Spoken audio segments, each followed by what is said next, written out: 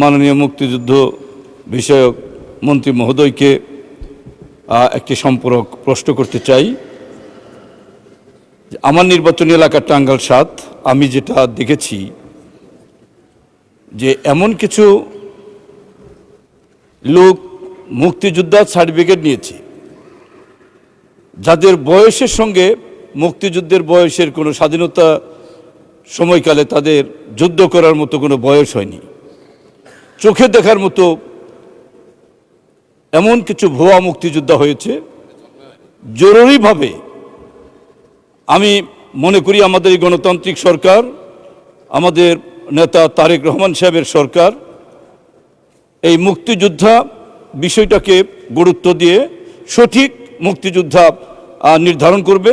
আওয়ামী লীগ করলে মুক্তিযোদ্ধা হয়েছে, সেই আওয়ামী মুক্তিযোদ্ধাদের বের করে এই তালিকা থেকে তাদের বাদ দেওয়ার ব্যবস্থা করতে হবে।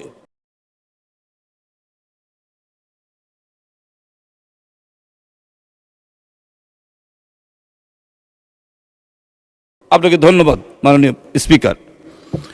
মাননীয় মন্ত্রী। মাননীয় স্পিকার, আপনাকে ধন্যবাদ। আপনার মাধ্যমে মাননীয় সংসদ সদস্যকে ধন্যবাদ জানাচ্ছি। মাননীয় স্পিকার, মাননীয় সংসদ সদস্যের নির্বাচনী এলাকা মির্জাপুরের কথা মাননীয় সংসদ সদস্য তুলে ধরেছেন।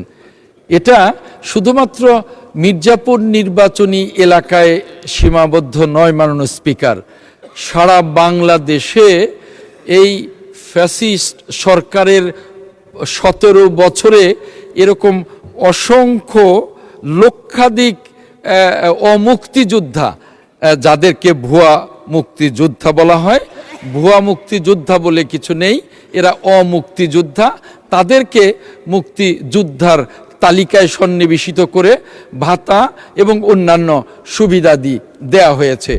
এ বিষয়ে আমি আপনার মাধ্যমে সম্মানিত সংসদ সদস্যকে জানাতে চাই, ইতিমধ্যেই মুক্তিযুদ্ধ মন্ত্রণালয় এ নিয়ে কাজ করছে এবং পর্যায়ক্রমে যারা অমুক্তিযোদ্ধা তাদেরকে মুক্তিযুদ্ধের যে তালিকা আছে সেই তালিকা থেকে অপসারণের সিদ্ধান্ত আমরা মুক্তিযুদ্ধ মন্ত্রণালয় গ্রহণ করেছি এবং সে অনুযায়ী আমরা কাজ চালিয়ে যাচ্ছি।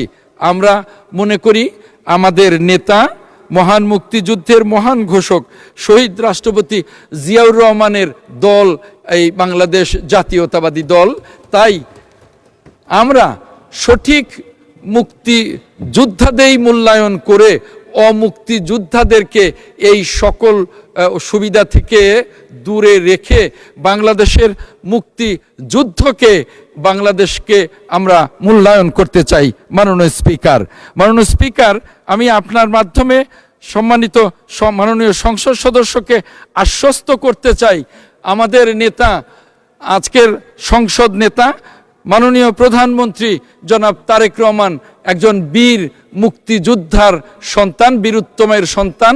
তার নেতৃত্বে আমরা বাংলাদেশে সকল অমুক্তিযোদ্ধাদেরকে এই মুক্তিযোদ্ধার তালিকা থেকে বাদ দিয়ে আমরা আরও যারা দীর্ঘদিনে বঞ্চিত আছে তাদেরকে, যে মুক্তিযোদ্ধারা বঞ্চিত, আজও আমার কাছে অনেক মুক্তিযোদ্ধা এসছেন এবং তারা চোখের পানি ফেলে বলেছেন যে স্বাধীনতার পর থেকে দুয়ারে দুয়ারে ঘুরছি, আমাদের এখনো মুক্তিযুদ্ধের কোনো সুবিধা দেয়া হচ্ছে না, আমাদের সমস্ত কাগজ কলম আছে, কাগজপত্র আছে। মাননীয় স্পিকার, আপনার মাধ্যমে আমি মাননীয় সংসদ সদস্যকে আশ্বস্ত করব, মির্জাপুর থেকে শুরু করে সারা বাংলাদেশে এ ধরনের যারা হয়রানির শিকার হয়েছে বা হচ্ছে তাদের মুক্তিযুদ্ধ মন্ত্রণালয় যথাযথভাবে মুক্তিযুদ্ধের তালিকায় সন্নিবেশিত করে আমরা মুক্তিযুদ্ধকে আমরা মূল্যায়ন করতে চাই।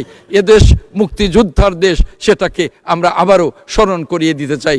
মাননীয় স্পিকার, আপনাকে ধন্যবাদ।